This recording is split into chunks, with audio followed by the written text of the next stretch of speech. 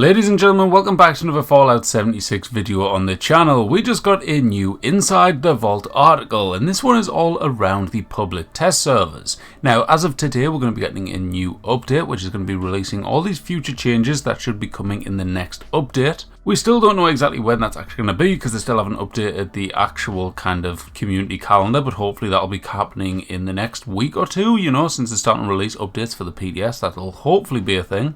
But for the meantime, they have released the Inside the Vault, like I say, where they're going to be sharing with us all of the changes, or kind of like a roundup of all of the changes that they've added in. Now, I will be doing individual videos diving into more detail, testing out some of these features, so stay tuned on the channel and subscribe if you're new. But for now, let's go over the kind of patch notes of it all in the article to see what's going on. So, basically, the public test server has returned with large changes for builders and combat enjoyers alike. Now, I'm not going to go into all of the details of every single paragraph, because then, you know, you can go read that yourself if you want, but we'll go over the main bits and discuss them. So, basically, if you want to get on the PDS, it's only PC-only players, so literally if you don't have PC, you will not be able to get involved, and you'll just have to watch lovely people like myself to see what's going on. Now, basically in this, if you remember a while back, they did release a poll on the YouTube channel, where basically, not on the YouTube, it was actually in the Discord channel, where they went out of their way and put out this vote to see what people wanted, and it was kind of a huge majority of people voted to have relaxed building restrictions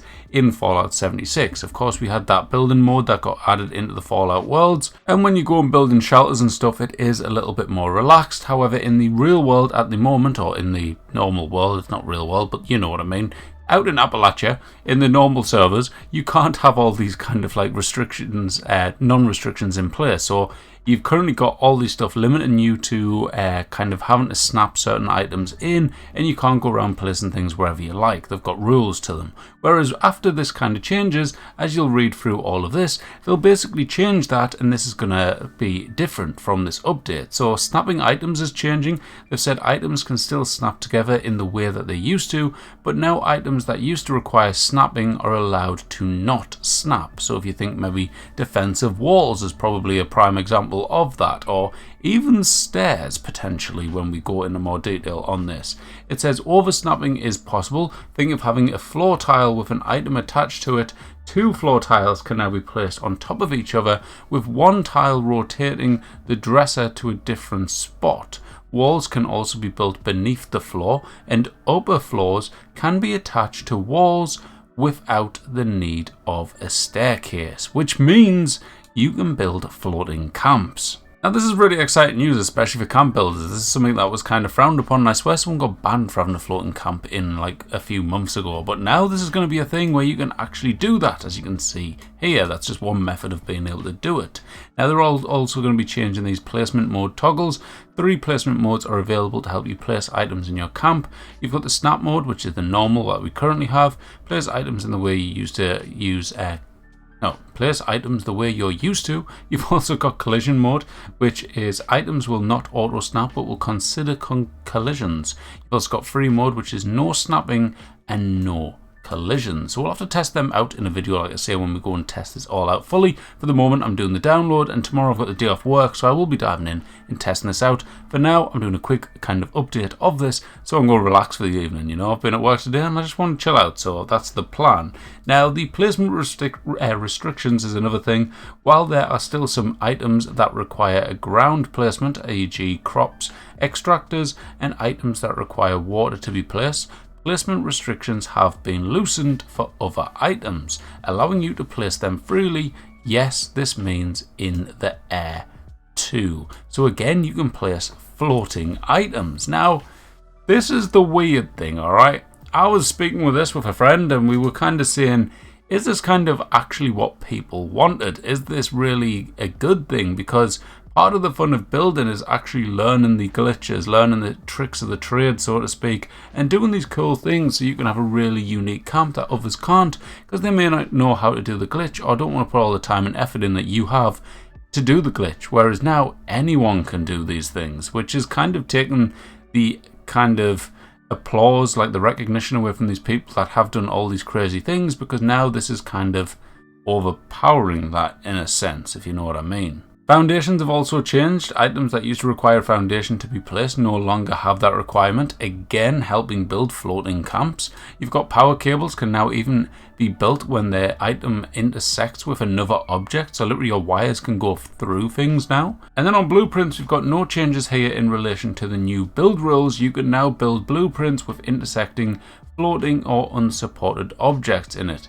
We expect that laxing the rules on adventure mode servers is going to allow you to create some truly amazing camps, and we need your help pushing things to the limit during this PDS. Now, all of this kind of relaxed building restrictions is not the only thing they're messing around with in this update. We're also going to be getting this workshop 2.0, and this does not mean normal workshops. This means when you're actually building, which is the workshop menu. So basically they've done a load of changes, which again I will be diving into in a proper video, but they've been testing out all these things where you're kind of going to be updating the categories and stuff. So as you can see here, features coming later in the PDS, this is the ones that's not added yet. We're going to be getting a history category. We already have the new one, but you're going to be getting recent, which is also already got, but you've got blueprinted and stored under this one big category. You've also got filter options. These are currently grayed out, so that's going to be interesting to see. I wonder what that kind of involves, but this is the main one. All right, so they've changed the main and subcategories. So as we go down, these are the all of the categories that they've added in, as you can see here. So we've got a quest category with objective items, camp pieces where you've got foundation, porches, floors, walls, roofs, stairs, doors, columns, fences, and also shelters. Now, I really hope and pray if they're going through all the effort of all of this, they've kind of allowed us to work with walls a little bit better, because I don't know about you, but when you're building a camp, I get extremely frustrated trying to find the wall type that you want without having to just build any and edit it. Now, defense has also been changed with turrets, traps, and barricades. You've got power with the subcategories of generators and then power connectors. Lights has been separated into candles, ceiling lights, fire, lamps, signs, and also wall lights. Then you've got resources, a one which I actually quite like the look of, where you've got crafting, food, water, collectors, which I'm very happy these are getting separated, and then you've also got producers, which is kind of very similar to collectors, however, you know, slightly different. You've got your utility items. These include instruments, player benefits, services, and vending machines. The player benefit one, again, is super helpful. I find it very hard to find certain items. Furniture's been separated into appliances, beds, seating, shelves, surface, electronics, and then decorations has balloons, clutter, crockery, entertainment, fauna, holiday, lawn and garden, novelties, outdoor, rugs, signs, statues, taxidermy, toys, and vehicles. The last few is going to include wall decor, where you've got accents, ceiling, holiday, mounted, novelties, signs, tapestry, wall art, wall letters, window, storage including your stash boxes, additional storage, displays, structure including farm, frontier, industrial, military, modern, rustic, scavenger, and store. And then finally you've got dwellers, which is formerly called allies, including your allies, pet furniture, and also pets. It says when looking through those categories, you'll also see variants panel for your items, so you can get a look at the piece before placing it. Please let us know how you feel about the categories and their current placement once you're able to play with this new UI yourself. So if you've got any issues with this, post it in the Discord and they will potentially review it and maybe change it depending on what people are saying. Now, another thing that's getting added is this modify menu. The modify menu, your main tool for customizing your camp, has also received a facelift, providing direct access to editing features. Edit mode, use this when you want to pick up and move items, scrap or store things you've already built. Wallpaper mode, want to change the look of your walls. This lets you add wallpaper to give your camp a fresh style. Remove wallpaper if you want to go back to the basics. Locks, keeps your, I actually quite like the fact, so if this is right and how I'm reading it right, you've got a mode for all these different things, and one of them, like locks, is something where it's actually been kind of revamped and made a bit better. Blueprint, another one that's been revamped and made better. I like these. They've also got like a list of all the known issues, so if you want to pause and read through them, I'm not going to go over them too much, and all these bugs here. There's also, as you will have seen in the previous one, there is a whole bunch of combat challenges, which you will hopefully have seen previously in the other video that I did the other day. There's a whole bunch of changes, so yeah, I spent like a live stream doing this on an hour where we literally just spoke about it all. It literally just goes on and on, the amount of changes that's coming in. Definitely worth reading over. I'll post a link for this article in the comments in the description if you want to read through that. Now, one thing which I really don't like the sound of, but kind of do in a sense, because I don't like the sound of it because it feels like they've just created a workaround because they can't fix it, and this is the caravans. So something that a lot of people have been asking to get fixed is the caravans, and it says we are restructuring the objectives in caravans to ensure players will get their rewards if the Brahmin is left alive, even if they are unable to complete the route. Now this is brilliant, alright? So the event will now take 7 minutes at a maximum, alright? So it's good because a lot of people's farming caravans right now to get themselves improved bait, and a lot of the time there's a certain area which I specifically know which your caravan gets stuck at every single time, and it's extremely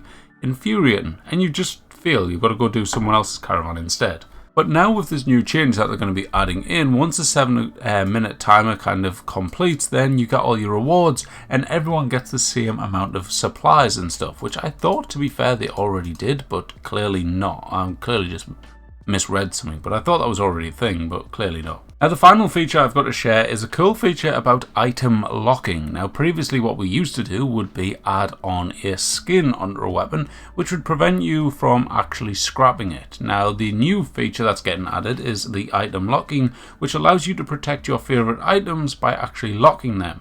You can lock your favorite items to protect them from accidental sales, scrap or trades.